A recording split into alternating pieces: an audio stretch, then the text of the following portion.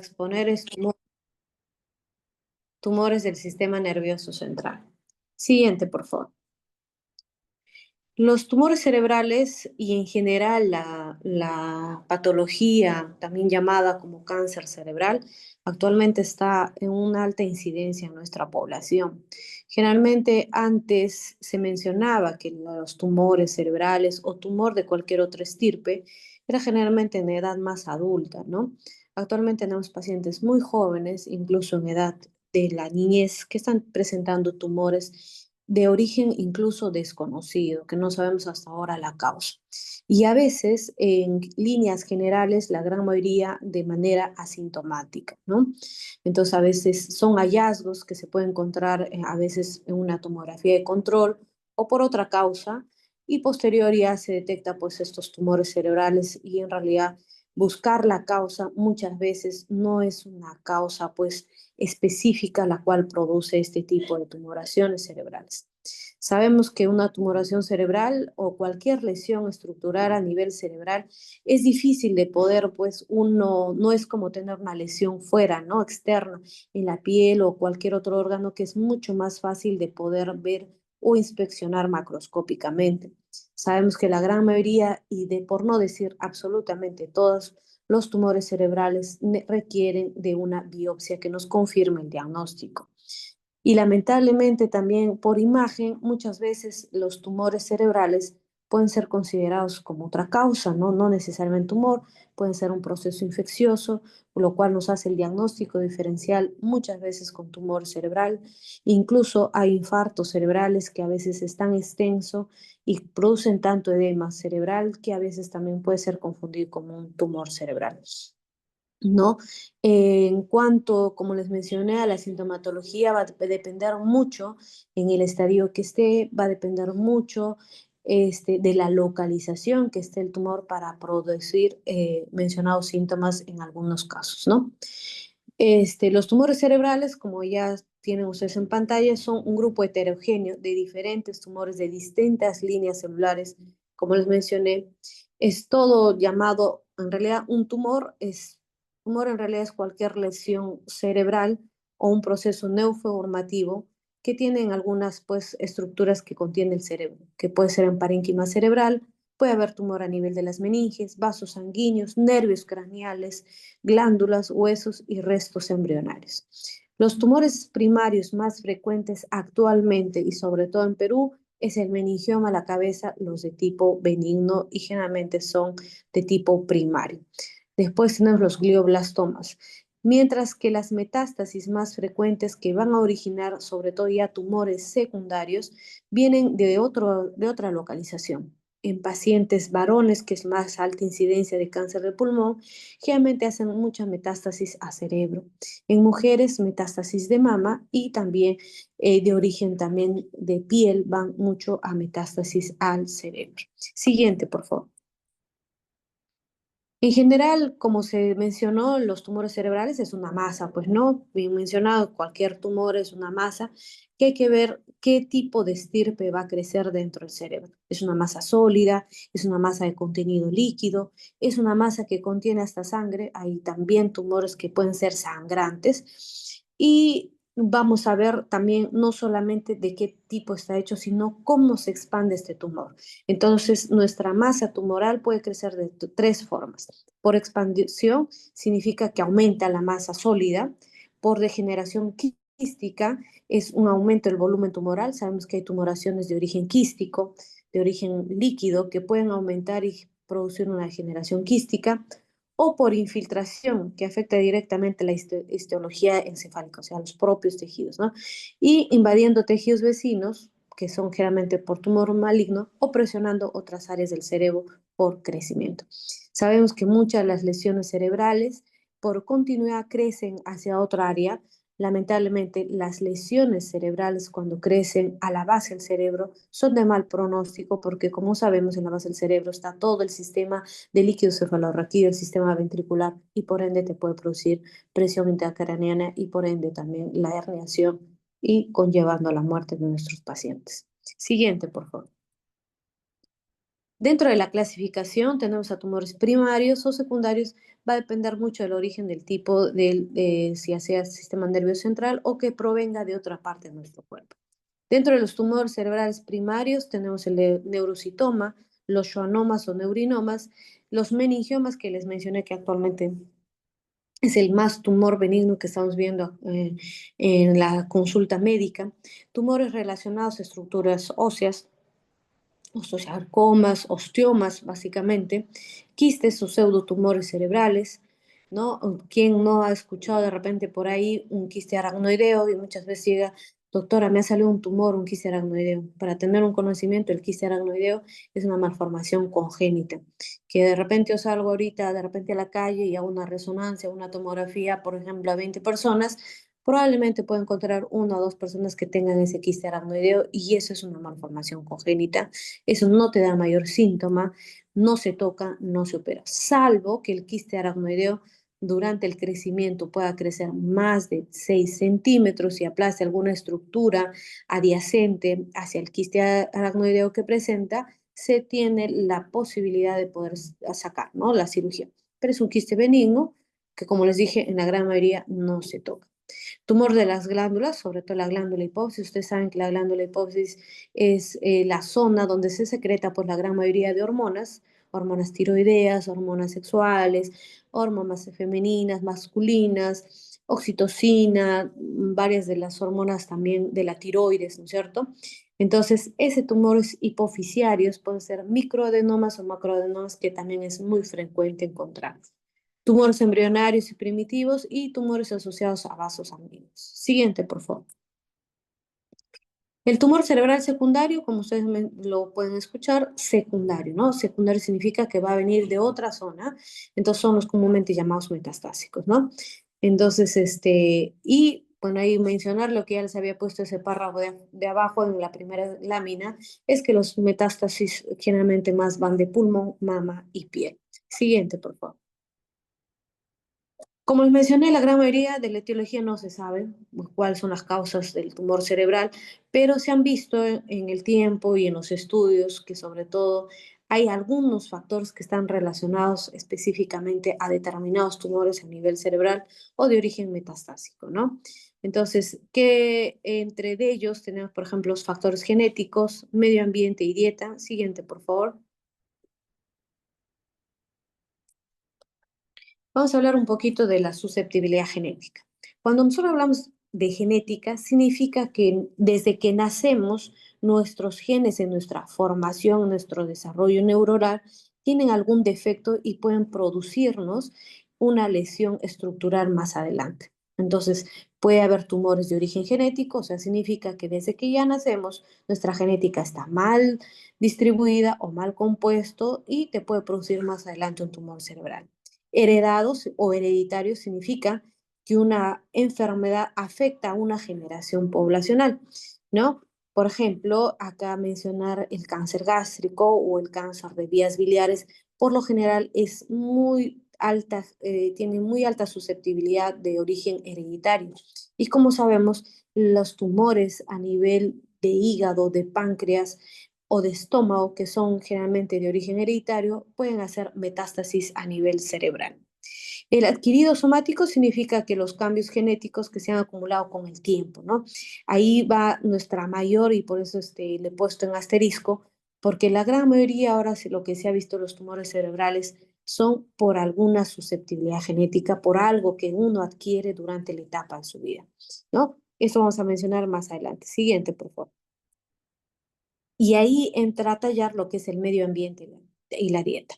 Se ha visto que muchos componentes nitrogenados en animales de experimentación ha demostrado pues, su efecto cancerígeno en los componentes nitrogenados. Y por qué no mencionar que hasta ahora está muy visto que todo lo que es comidas a base de parrillas en exceso, en comidas exceso en esos tipos de productos, o con comidas que contengan muchos componentes hectagonales, ustedes han visto en lo que es los preservantes, perdón, de lo que es algunos alimentos, tienen componentes nitrogenados. Entonces, definitivamente esos componentes nitrogenados producen cáncer gástrico, ¿no? Entonces sí, el cáncer gástrico por ende lleva a las metástasis cerebrales, ¿no? Entonces, sí hay una relación causa-efecto de lo que uno come para producir cáncer gástrico, ¿no? Comidas ahumadas, comidas con parrillas, componentes nitrogenados, como les acabo de mencionar, tienden por ende a producir este tipo de cáncer.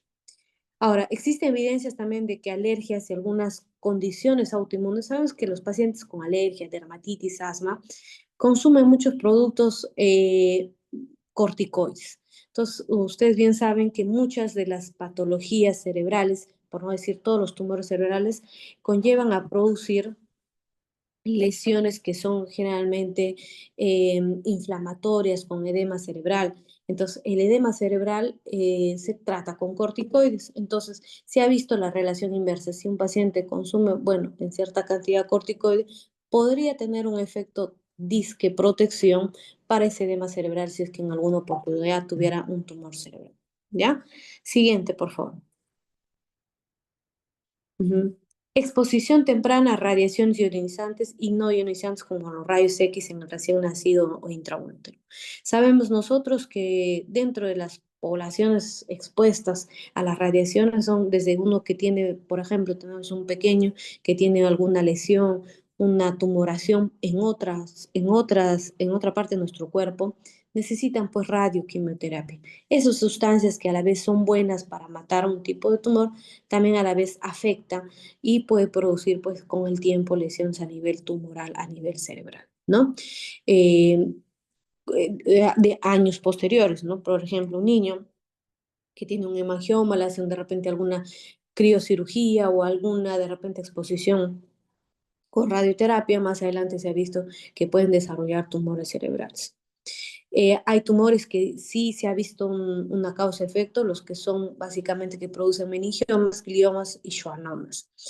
Por eso es que también a una gestante está contraindicado pedir una imagen pues cerebral, ¿no? Unos rayos X, una tomografía, porque se ha visto que eso pues incide en el feto y puede producir no solamente malformaciones congénitas, como ya sabemos, sino también más adelante puede ser un factor para que pueda producir tumores a nivel cerebral, ¿no? Ya sabemos que también el desarrollo neuronal son los primeros 3 meses, entonces exponer a un paciente o a una gestante los 3 primeros meses a radiación genera pues defectos del tubo neural y por ende con el tiempo desarrollar cualquier tipo de tumoración a nivel cerebral. Siguiente. Factores ambientales es muy sabido, el cigarrillo hasta ahora ya está comprobado por todo sitio que produce pues cáncer pulmonar y sabemos que uno de los sitios a donde va el cáncer pulmonar es al cerebro, que es básicamente son los tumores secundarios, como habíamos mencionado, las metástasis a nivel cerebral, ¿no? Muchas de las enfermedades neurológicas a veces se asocian a factores ambientales. No quiero pasar desapercibido, pero hay una enfermedad que hasta ahora se está viendo que probablemente la enfermedad de Parkinson se ve en aquellos pacientes que están expuestos mucho a sustancias nocivas como la exposición a grifos, a pacientes que trabajan mucho en grifos o con sustancias tóxicas como estupefacientes, insecticidas. Lo mismo pasa con los pacientes con probabilidad de lesión tumoral, es que hayan estado expuestos a este tipo de sustancias, grifos, humos, ¿no? De productos químicos, de agricultura, formaldehído industrial, que puedan desarrollar este tipo de patología. ¿Por qué no mencionar la fabricación del caucho sintético, esas las llantas, o la refinación o producción de petróleo son también factores para que uno pueda producir cáncer al cerebro. Ahí vuelvo a mencionar el fumar cigarrillo, fumar durante el embarazo, consumir alcohol, también son factores que te producen pues en algún tiempo o en causa-efecto para producir tumoración cerebral. Se ha visto también el uso prolongado de píldoras anticonceptivas. Todavía no está en estudio, pero se dice por ahí que podría producir, no está en realidad del todo ya asegurado que pueda producir, pero mencionan algunas literaturas, ¿no? Remedios para dormir, sobre todo ansiolíticos, clonazepam, alprazolam en altas dosis también podrían por ahí como que ser un factor de riesgo para este tipo de patología. Siguiente, por favor. Otras exposiciones, otros factores, como ya se había mencionado, exposición a insecticida, antecedentes traumáticos, ingestión de barbitúricos por la madre durante el embarazo. Los barbitúricos sabemos que es un depresor del sistema nervioso central. Por ende, genera pues también que con el tiempo puede hacer que el feto pueda nacer con alguna lesión o masa tumoral. Como les menciono, dentro de esta lista que acabo de mencionar, en realidad no hay un 100% aprobado de eso, pero sí la que sí está demostrado ya casi al 100% es la radiación ionizante, ¿no? Después de una enfermedad, como se había mencionado, después de un antecedente, pues, cancerígeno que te den, pues, rayos X, que te den, pues, radioterapia o quimioterapia o rayos gamma que te puedan producir tumoración cerebral. Muchos también nos preguntarán, doctora, de repente he escuchado por ahí de que el uso del celular o descansar al lado de un celular puede producir tumor cerebral. Hay un estudio, sí, en España que menciona que no hay relación causa-efecto, pero también se contradice con un estudio americano en Estados Unidos en la cual menciona que sí tendría que ver mucho la probabilidad de poder realizar una tumoración cerebral cuando se expone mucho a descansar o dormir o estar muy expuesto a los celulares durante la noche. Siguiente, por favor. La fisiopatología, bueno, sabemos que el cerebro es un órgano protegido, es una estructura rígida, ¿no? Que está protegido, pues sabemos, tenemos la masa cerebral, tenemos las meninges, tenemos pues la capa ósea, ¿no? Entonces va a depender mucho de dónde se dé la lesión para producir también la fisiopatología o el origen de esta lesión. Como les dije, lamentablemente las lesiones tumorales a nivel cerebral pueden producir presión intracraneal y desprender lo que es la presión intracerebral, lo que es hipertensión endocraniana. Un momentito, por favor.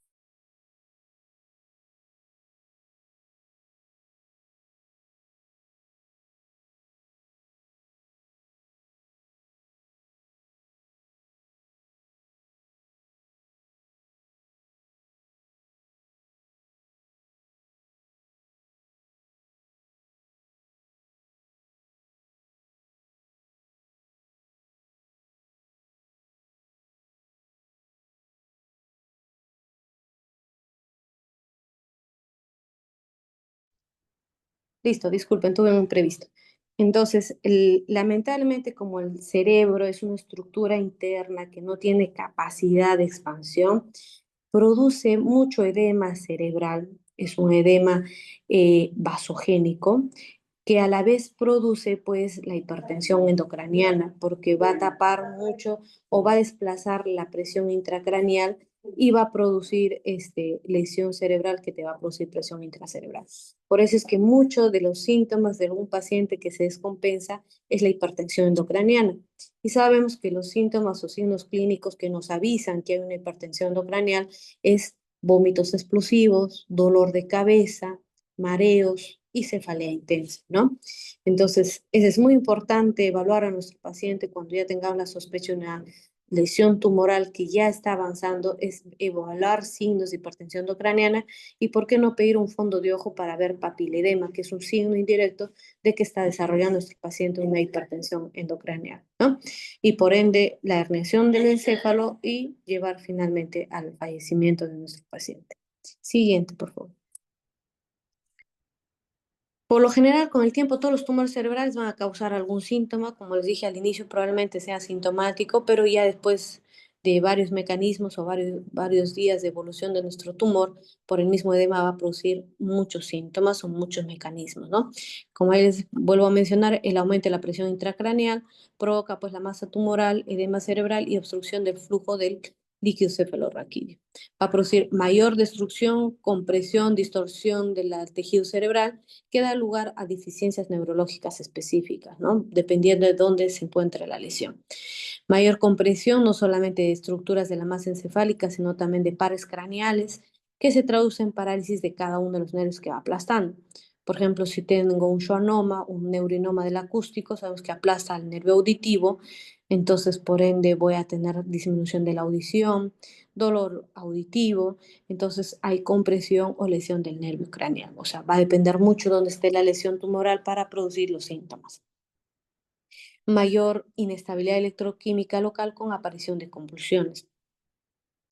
Los tumores cerebrales producen mucho edema cerebral y el edema cerebral tiene tendencia a ir de la parte central a la parte cortical y sabemos que la parte cortical es donde están todas las neuronas que con la hiperexcitabilidad del edema cerebral produce pues las convulsiones cerebrales, ¿no?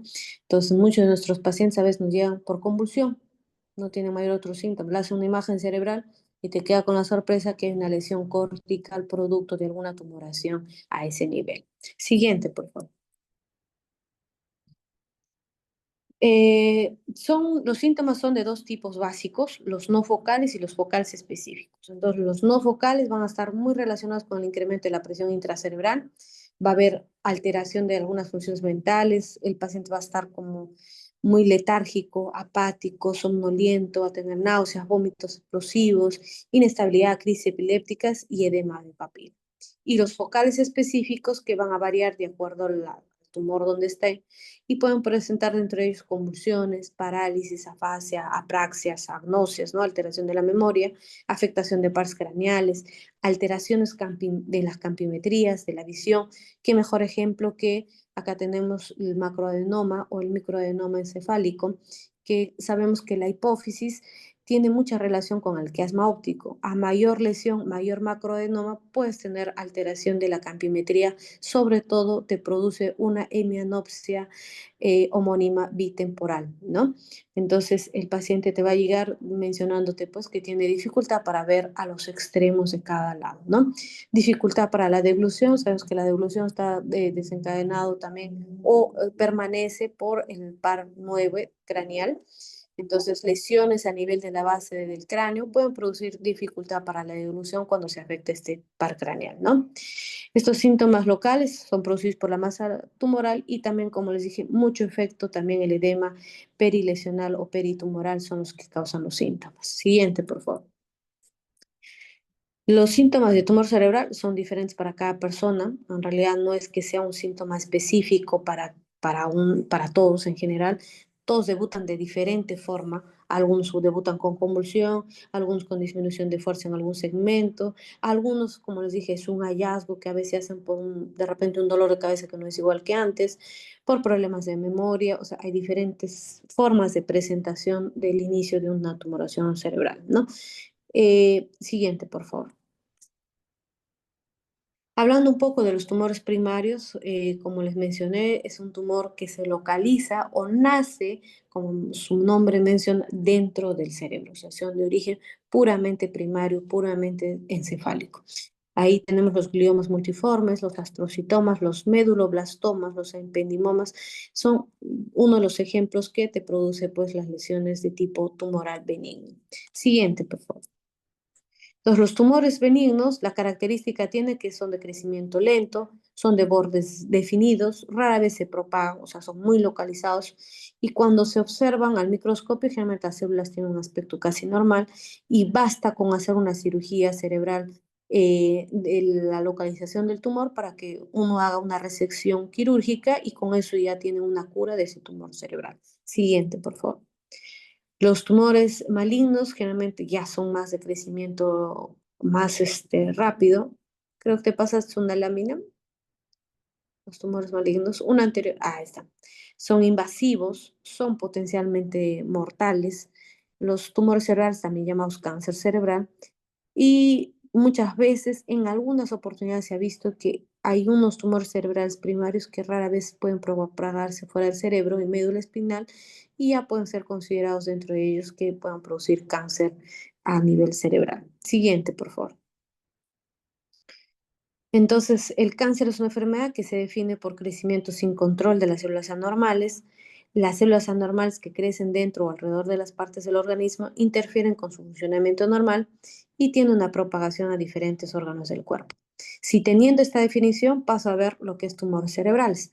Entonces, los tumores cerebrales los malignos tienen características de células cancerógenas, ¿no? Son células en realidad típicas, son células que se distorsionan, que se pueden ver ya microscópica, incluso macroscópicamente, ya cuando entra un neurocirujano a operar, ya puede saber, ah, no, este tumor que estoy sacando es heterogéneo, tiene características heterogéneas, tiene bordes mal definidos, es sangrante, entonces generalmente mientras más pueda observar a la macroscopía un neurocirujano cuando entra a operar, te puede informar que ya es un tumor maligno. Obviamente que el diagnóstico confirmatorio es a través de la biopsia, ¿no? Y por lo general ya con la sola observación uno puede decir ya este paciente pues tiene de repente un glioma de grado pues 1, grado 2 o grado 3 y pues, obviamente a mayor grado, mayor probabilidad de fallecimiento de nuestro paciente. Siguiente, por favor. Los tumores cerebrales malignos que son cancerógenos pueden propagarse dentro del cerebro e incluso también a la médula espinal. Rara vez se propagan a otros órganos. No presenta bordes definidos, como los mencioné, son básicamente muy heterogéneos. Incluso en las imágenes, cuando ustedes van a hacer una clase de resonancia, probablemente mencionen, los tumores tienen componente heterogéneo. Si es en tomografía, van a ser hipo o hiperdensos, es heterogénea la imagen, o si es en resonancia con hiperintensidad o hipointensidad. El, También pueden esparcirse las células que se trasladan a distancia del cuerpo y medio espinal a través del líquido cefalorraquídeo.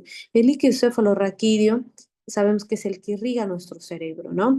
Entonces, pero también a la vez es un componente en la cual va a permitir que nuestro tumor cerebral, que está específicamente supratentorial en masa encefálica, pueda bajar a la médula y expandirse a la médula espinal.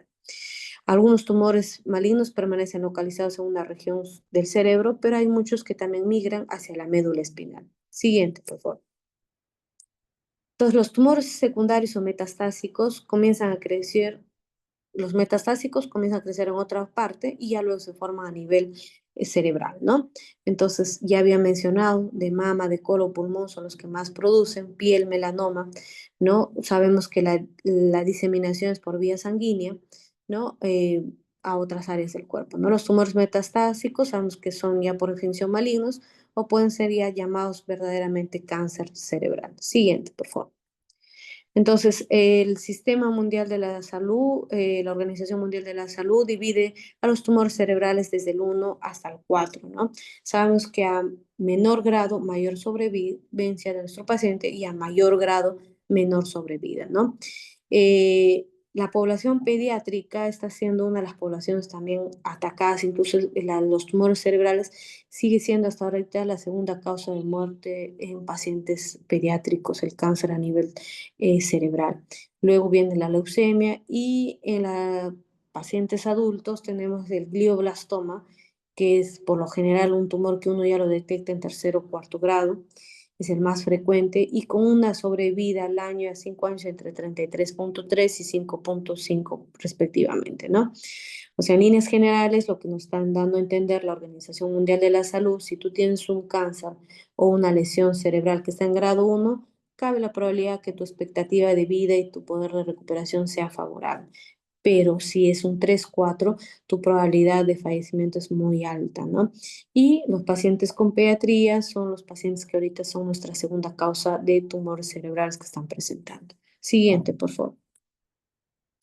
Entonces, los tumores de los diferentes grados van a depender qué tipo de etiología tienen, si es de crecimiento lento, si es de crecimiento rápido. Por ejemplo, el de grado 4 son células que crecen rápidamente, todas las células son anormales, tú lo ves en el microscopio absolutamente todas normal, toman vasos sanguíneos para mantener también toman el vaso sanguíneo para que de ahí se alimente el tumor cerebral y se disemine con mayor facilidad. Y muchas áreas de los tumores de grado 4 son áreas células muertas o causan necrosis a nivel cerebral, ¿no? A comparación, por ejemplo, del grado 1, es un tumor lento, muy lento de crecimiento, que no se ve casi en el microscopio, son los de menor malignidad y la supervivencia a largo plazo es muy buena. Siguiente, por favor. Entonces, el grado se asigna basándose básicamente en el microscopio, utilizando algunos criterios dentro de ellos, por ejemplo, la celularidad, ¿no? Ese es un criterio para definir, este va más a maligno o menos a maligno. Es las células, mientras más células atípicas encuentres en una microscopía, es más maligno, ¿no? El índice de crecimiento, o también llamado índice mitótico, si nuestro crecimiento es rápido, la celularidad crece rápido en un paciente, pues el pronóstico es malo. El crecimiento descontrolado, las células muertas, la necrosis a nivel cerebral que produce mucho los tumores, también es de mal pronóstico. Propagación o infiltración, si tú haces una imagen de control y ves que ya no solamente está en la región frontal, se pasó a la región parietal, occipital, significa que la infiltración de ese tumor es de rápido crecimiento y también es de mal pronóstico. Suministro de sangre, la vascularización, mientras un tumor sea más vascularizado, menor pronóstico de vida tiene, ¿no? Listo, siguiente. Algunos tumores benignos podrían con el tiempo convertirse en malignos, sí, o sea, algunos, pero no está muy aprobado que digamos, ¿no? La mayor parte de los tumores malignos son diagnosticados en hombre y en un 55%, y la mayor parte de los tumores benignos en mujeres es el 64%. En líneas generales, con esto quiero decir que el tumor cerebral es más frecuente en varones que en mujeres. En cambio, el tumor cerebral benigno es más frecuente en mujeres que en varones. Generalmente el tumor cerebral más maligno tenemos en población el glioblastoma, el astrocitoma y el linfoma, y los tumores cerebrales benignos más frecuentes el meningioma y el adenoma hipoficiario. ¿Por qué no mencionar que el adenoma hipoficiario en mujeres es más frecuente, así como el schwannoma? Siguiente, por favor. La localización más frecuente de los tumores cerebrales, por la gran mayoría, son a nivel de las meninges, y por eso es que el meningioma es uno de los tumores cerebrales más frecuentes, ¿no? Dentro de los tumores intraxiales, la localización más frecuente es la localización frontal, ¿no? Luego tenemos la temporal, la parietal y por último la occipital. Por eso es que algunos de nuestros pacientes, la única clínica que tienen de repente es trastornos de la conducta. ¿No? Uno llega así, no era así él, o está muy deprimido, o está muy hiperactivo, tiene problemas de conducta, agresividad. Una de las posibilidades diagnósticas es que tenga una lesión, estén frontalizando y sea una lesión a nivel frontal. En cuanto a otras ubicaciones, no solamente a nivel parenquimal, tenemos en la región hipoficiaria, en el conducto cráneo-cervical, en pares craneales, cerebelo, tronco cerebral, sistema ventricular y glándula pineal. Siguiente, por favor. El mejor ejemplo son los pacientes con neurofibromatosis tipo 1 que se relaciona con el glioma del nervio óptico. Si ustedes ven ahí, tenemos la neurofibromatosis tipo 2 que también se relaciona con la aparición de schwannomas vestibulares, ¿no? Que pueden ser bilaterales y la aparición de meningiomas múltiples, ¿no? También pueden desarrollar schwannomas en otras ubicaciones y está relacionado con la aparición de ependimomas. La imagen que ustedes pueden ver a la región en la parte derecha son lesiones que ustedes pueden ver bilateral. Esas son unas lesiones que están atacando al nervio auditivo, ¿no? Son neurinomas del acústico que hacen efecto de masa y comprimen, como ustedes verán, al cerebelo. Esas son lesiones muy malignas que crecen y por lo general pueden causar también hipertensión endocraneal. Siguiente, por favor. El ejemplo que tenemos ahí es un tumor frontal. Miren, es un tumor que se ve por resonancia.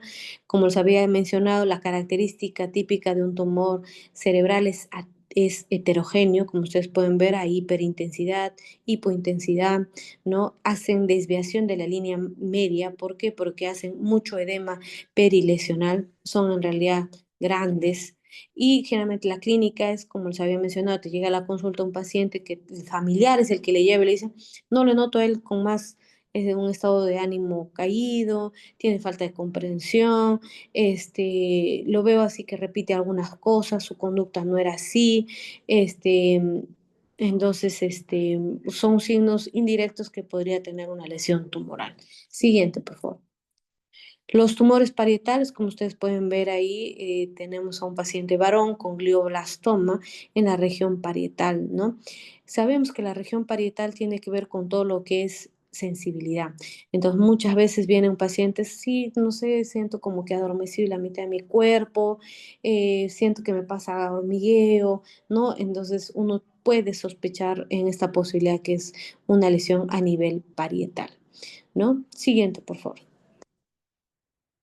Los tumores temporales, ahí vemos, ¿no? Una lesión temporal con hiperintensidad en la imagen, ¿no? Son muy silenciosos, pero a veces te dicen el paciente, estoy teniendo estados de déjà vu. ¿Qué son los estados de déjà vu? O sea, tú le preguntas a tu paciente, ¿usted no ha sentido alguna vez que ha entrado a un sitio que nunca ha ido, pero usted dice, no, yo he estado antes acá. Esos son los déjà vus. Entonces, ese es un signo indirecto que puede haber alguna lesión temporal. No necesariamente tumor, también algunas epilepsias te producen síntomas de déjà vu, ¿no? El lóbulo temporal controla la capacidad de poder escuchar, entender, reconocer los sonidos, ¿no? El origen del sonido.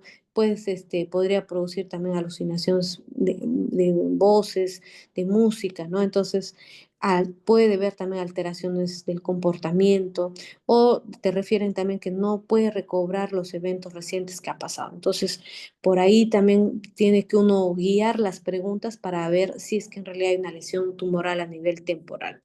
Siguiente, por favor. Los tumores occipitales, ahí vemos una lesión occipital con bastante edema perilesional, en realidad que afecta pues las cintillas ópticas y por ende produce la distorsión de las imágenes, llegando a producir visión borrosa, que puede ser también una maurosis fugaz o una ceguera pues uni o bilateral, ¿no? Y nuestro paciente también puede tener alucinaciones visuales que son componentes a nivel del tumor occipital. Siguiente, por favor. Los tumores del ángulo pontocerebeloso, ¿no? Los neurinomas del acústico, que la anterior imagen también era un neurinoma del acústico, en la cual va a producir pues alteración no solamente del octavo par craneal, sino también del séptimo, porque su origen de ambos pares craneales también está a ese nivel pontocerebeloso. Podría el paciente también mencionarte zumbido en los oídos, pérdida de la audición, ¿no? Mareos, alteración de la marcha, ¿no? Inestabilidad para caminar, debilidad facial, tanto uni o bilateral, una parálisis facial central porque hay alteración del séptimo par craneal. Siguiente, por favor. Los tumores de la fosa posterior, mire ahí en el margen, la línea A, vemos un tumor que está tapando todo el cuarto ventrículo. Ese paciente en cualquier momento va a ser una hipertensión endocraneal porque está tapando la circulación del líquido cefalorraquídeo. Igual en la imagen B, vemos ahí cómo está el cerebelo, ¿no? Y vemos cómo la lesión tumoral está tapando también el cuarto ventrículo. Es una imagen, pues, en realidad heterogénea, de bordes pues mal definidos, ¿no? Que le produce pues hipertensión endocraneal. Siguiente, por favor. El diagnóstico hasta ahora sigue siendo clínico, nos basamos mucho también en los exámenes auxiliares, hay que examinar todos los pares craneales, ¿no? Desde el primero hasta el 12º par craneal para ver si hay alguna alteración de o alguno de ellos que nos puede inclinar hacia alguna lesión pues estructural cerebral, ¿no? Equilibrio, hay que ver si reconocen los objetos, evaluar el olfato, si hay alguna simetría facial, alteración de la memoria. Entonces, en realidad, nuestro diagnóstico también va de la mano con la historia clínica. Obviamente, los antecedentes también son los que nos ayudan a ver si es que hay algún antecedente familiar que te puede inclinar a que puedas tener también alguna lesión tumoral. Siguiente, por favor. En cuanto a imágenes, tenemos ahí una tomografía cerebral, tenemos los marcadores tumorales, ven una imagen cerebral, una tomografía, en la cual se ve una hiperintensidad, o sea, un color blanco, como ustedes pueden ver, pero alrededor, como ven ustedes, es un halo pues más este, hipodenso, que en realidad es del edema que produce esa lesión tumoral. Es una lesión tumoral a nivel de ganglios basales, ¿no? Siguiente, por favor. La resonancia cerebral, bueno, es un estudio un poquito mejor que la tomografía porque te da más cortes, te da más incidencias, no solamente ves supratentorial, sino también infratentorial las lesiones y como ustedes ven en la imagen, en la segunda imagen, en en la que es una imagen coronal, es una imagen heterogénea, tiene tanto densidad líquida como lesión sólida, ¿no? Y es una lesión que va a todo lo que es el hipocampo, va en cerebelo. La otra lesión que tienen allá al otro margen es una lesión a nivel temporal. Hay imágenes que ustedes ven también que hacen efecto de masa, desvían la línea media, ¿no? Listo, siguiente. Las neuroimágenes, también dentro de ellas tenemos la espectroscopía. La espectroscopía es un estudio que va dentro de la resonancia, que ha perdido un poco de sensibilidad y especificidad últimamente. Lo que pasa es que este estudio nos ayuda a ver también lo que son otras sustancias a nivel cerebral que podrían estar implicadas en lo que es la tumoración. Entonces, uno tiene una resonancia, hace como un voxel, como ustedes pueden ver, un cuadradito, y al margen derecho tienen una imagen en la cual se puede ver colina, creatinina, N-acetildiaspartato. Se dice que cuando una lesión es tumoral, el N-acetildiaspartato baja. ¿Por qué? Porque hay muerte neuronal, ¿no? Y el lactato también. Y la colina aumenta. En cambio, si esa lesión sería de repente hay aumento de lípidos, hay un incremento de lípidos, ese podría decir que es cuadro infeccioso, no es tumoral, ¿no? Entonces, pero a veces nos ha creado errores porque a veces ha llegado pacientes que tienen aumento de lípidos, ¿no? Pero a la final ha sido un tumor cerebral. Por eso es que ya ahora ya no se usa mucho la espectroscopía, ¿no? Siguiente, por favor. Los tumores primarios, ahora hablando de los primarios ya más frecuentes, tenemos el glioma, el meningioma y los neurinomas del acústico, esos son los más frecuentes. Al costado lo que ustedes ven es un neurinoma del acústico, un schwannoma que es bien grande, heterogéneo, que produce pues inestabilidad de la marcha, alteración del equilibrio, ¿no? Alteración del oído interno. Siguiente, por favor. Los adenomas hipoficiarios, ustedes ven ahí una imagen pues sagital en la cual pueden apreciar un tumor a nivel de la glándula hipofisiaria, que es generalmente más frecuente en mujeres, ¿no? La hipófisis, cuando es microadenoma, el tratamiento es con pastillas, que la molécula que más utilizan es el Dostinex, pero cuando es macroadenoma, absolutamente todos los macroadenomas son quirúrgicos, ¿no? Siguiente, por favor. Los craniofaringiomas son otro de los ejemplos también, que ya son tumores mucho ya menos frecuentes, son muy raros de encontrar, ya están en la glándula pituitaria, ¿no? También genera pues trastornos hormonales, al igual que la hipófisis, y a medida que crecen lentamente pueden afectar la glándula pituitaria o también pueden generar trastornos en los nervios ópticos o algunas estructuras cercanas al cerebro. Siguiente, por favor. Listo. ¿Alguna pregunta, por favor, del tumores cerebrales?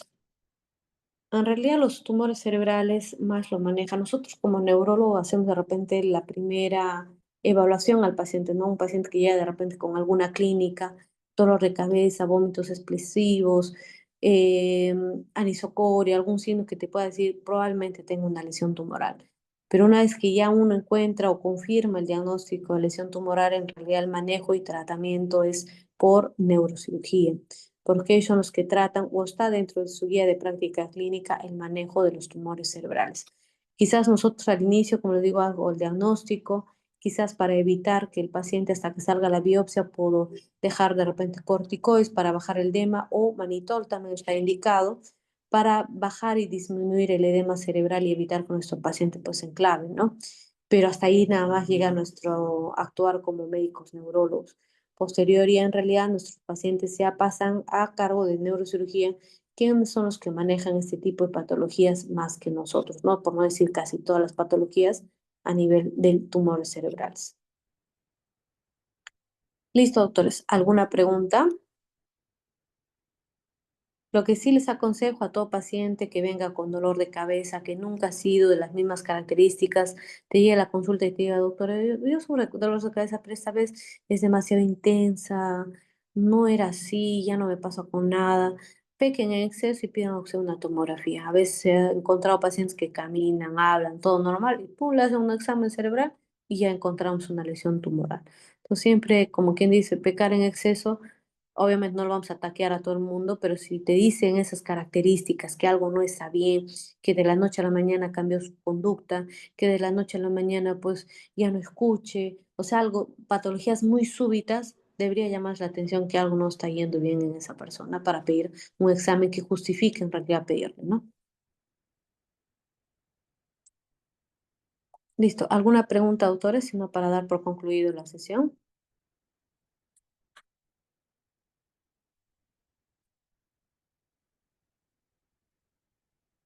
Ujú. Listo, si no hay más preguntas, gracias por la atención. Cualquier cosita estoy dispuesta a contestar, si no por interno. Muchas gracias. Buenas tardes. Muchas gracias, Gracias, doctora. doctora. A ustedes, buenas tardes. Gracias.